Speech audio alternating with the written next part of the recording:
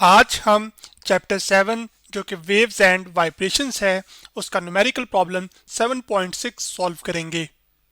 तो प्रॉब्लम जो हमारे सामने है वो ये है कि आपके पास if intensity of a wave is 16 watt per meter square and the amplitude is 2 meter, what is the value of constant? Second part ये है कि if the intensity of a wave is 25 watt per meter square and the constant k is 5 watt per meter quartic, what is the amplitude? यानी कि एक wave है जिसकी intensity पहले दी गई है 16 वाट पर मीटर स्क्वायर और उसका जो एम्पलीट्यूड है वो हमें 2 मीटर दिया गया है। आपने ये बताना है कि जो कांस्टेंट की वैल्यू है वो क्या है।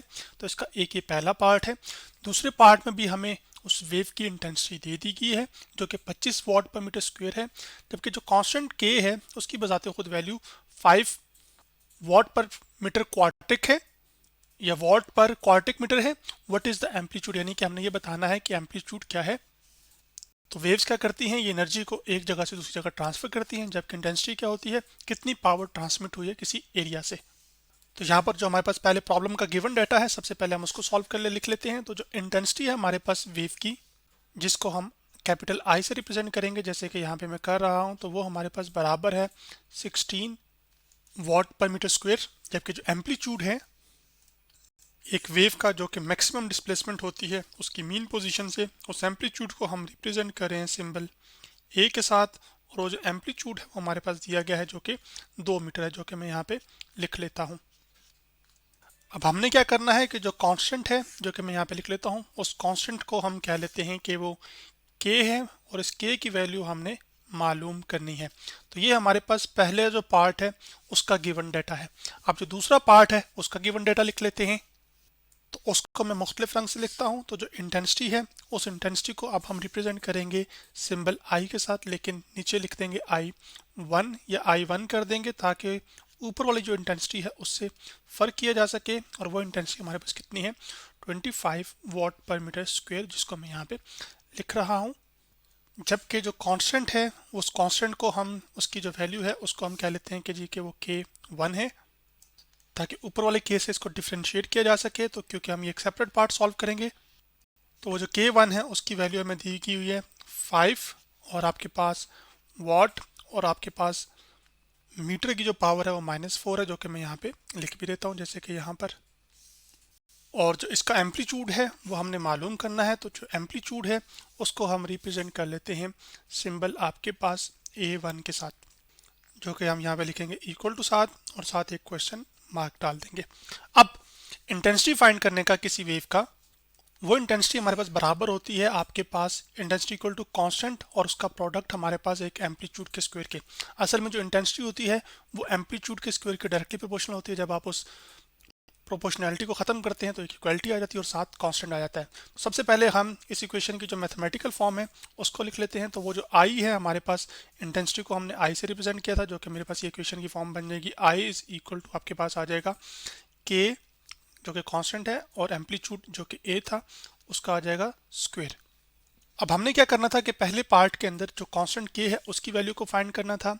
तो ये जो ए स्क्वायर यहाँ पर मल्टीप्लाई हो रहा है के के साथ, वो लेफ्ट हैंड साइड पर जाकर क्या हो जाएगा, आई से डिवाइड हो जाएगा। तो मैं क्या कर सकता हूँ कि जो राइट हैंड साइड है उसको पहले लिख सकता हूँ, यानी कि के को लिख सकता हूँ आपके पास इक्वल लेफ्ट हैंड साइड के, क्योंकि जो दोनों साइड्स हैं वो एक दूसरे के क्या है, इक्वल है। तो इंटेंसिटी ओवर हमारे पास क्या आ जाएगा, एम्पलीट्यूड का स्क्वायर, जो कि मैंने यहाँ पे लिख दिया। अब जो इंटेंसिटी की हमें वैल्यू दी गई है वो आपके पास 16 है, तो मैं यहाँ पे लिख लेता हूँ 16। तो 16 आ गया और उसके बाद आपके पास जो एरिया की वैल्यू, सॉरी एम्पलीट्यूड की वैल्यू है वो हमें 2 दी गई है और उसका हमें क्या करना है, स्क्वायर। तो मैंने स्क्वायर कर दिया। अब आपको ये पता है कि जो 2 का स्क्वायर है वो कितना होता है, वो 4 होता है। तो मैं नीचे यहाँ पर 4 लिखूंगा इसके, जैसे कि यहाँ पर, और ऊपर क्या आ जाएगा 16। तो 16, अब आपके पास कटिंग हो सकती है, 4 1 ज़ा 4 और 4 4 ज़ा 16। तो आपके पास जो कांस्टेंट के है उसकी वैल्यू कितनी आ जाएगी, वो आपके पास आ जाएगी 4, और इसका यूनिट आ जाएगा आपके पास वॉट, और उसके बाद m की पावर -4। m की पावर -4 क्यों, वो इस वजह से क्योंकि जो I का यूनिट है यानी कि इंटेंसिटी का, वॉट पर मीटर स्क्वायर है, जबकि जो एम्पलीट्यूड है उसका यूनिट मीटर है। लेकिन चूंकि स्क्वायर है तो वो मीटर स्क्वायर हो जाएगा। नीचे से जब ऊपर जाएगा तो आपके पास वो -2 बनेगा और -2 बेसिस सेम होंगी m की। तो पावर्स ऐड हो जाएंगी, -2 -4 दे देगा। तो ये आपके पास वॉट पर मीटर या वॉट m की पावर -4 बन जाएगा इसका यूनिट। अब हम आगे बढ़ते हैं और जो सेकंड पार्ट है ये वाला, जिसके लिए हमें इंटेंसिटी और कांस्टेंट की वैल्यू दी गई है, उसके लिए हम एम्पलीट्यूड को कैलकुलेट कर सकते हैं। वो कैसे कैलकुलेट करेंगे तो ज़रा देखिए। अब हम सबसे पहले इसी के लिहाज से इस इक्वेशन को लिख लेते हैं। तो हम लिख लेंगे आपके पास जो इंटेंसिटी है, ये चले हम यहाँ पे एक लिख लेते हैं कि अब हम बी पार्ट को सॉल्व कर रहे हैं। तो अब आपके पास जो इंटेंसिटी है I1 वो इक्वल टू आ जाएगी आपके पास K1 और साथ आ जाएगा A1 का स्क्वायर। तो मैंने K1 लिख दिया और साथ A1 का स्क्वायर। अब आपके पास यहाँ पर क्या खास बात है, आपको I1 और K1 की वैल्यूज पता है, तो आप क्या कर सकते हैं कि जो K1 इधर मल्टीप्लाई हो रहा है राइट हैंड साइड पे, ये लेफ्ट हैंड साइड पे डिवाइड हो जाएगा। तो आप ये सबसे पहले ये कर सकते हैं कि आप राइट हैंड साइड को पहले लिख सकते हैं, क्योंकि left hand side right hand side के इक्वल है। तो जो मर्जी साइड आप पहले लिखें उससे कोई फ़र्क नहीं पड़ता। A1 का स्क्वायर आपके पास इक्वल टू आ जाएगा यहाँ पर I1 और K1। तो मैं यहाँ पे लिख लेता हूँ I1 और K1, जबकि जो I1 है उसकी वैल्यू हमें दे दी गई है और I1 की जो वैल्यू है वो यहाँ पर आपके पास 25 है। तो मैं उसको लिख लेता हूँ 25, जबकि आपके पास K1 की जो वैल्यू है वो 5 है। तो मैं लिख लेता हूँ 5। अब आपके पास 5 वन ज़ा कितना होता है 5 और 5 5 ज़ा कितना होता है 25। तो आपके पास जो A1 है यानी कि एम्पलीट्यूड का स्क्वायर, उसकी वैल्यू कितनी आ गई 5। अब हमने तो एम्पलीट्यूड फाइंड करना है ना, यहाँ पर तो ये एम्पलीट्यूड का स्क्वायर है। तो उस एम्पलीट्यूड को फाइंड करने के लिए आप क्या करेंगे, दोनों जानिब स्क्वायर रूट ले लेंगे। तो फिर मैं लिखूंगा कि taking square root on both sides. तो यहाँ पे मैं लिख लेता हूँ taking square root on both sides. उसके बाद हम क्या करेंगे कि आपके पास जो A1 है, जो कि मैंने यहाँ पे लिखा है, इसका स्क्वायर और ऊपर फिर क्या आ जाएगा स्क्वायर रूट, जैसे कि यहाँ पे मैंने डाल दिया है। और वो आपके पास इक्वल टू आ जाएगा, यहाँ पर राइट हैंड साइड पे भी आपके पास स्क्वायर रूट आ जाएगा, जो कि मैंने यहाँ पे इंसर्ट कर दिया है। अब आपके पास ये कितना है यहाँ पर 5। अब आपके पास ये स्क्वायर के रूट से कैंसिल आउट हो जाएगा। तो जो एम्पलीट्यूड है यानी कि A1 आपके पास वो इक्वल टू आ जाएगा। इस चीज़ को हम कैलकुलेटर पर सॉल्व कर लेते हैं। तो कैलकुलेटर में आपके सामने ले आए हूँ। सबसे पहले हम 5 लिखेंगे और उसके बाद स्क्वायर रूट ले लेंगे, तो वो आ जाएगा 2.236।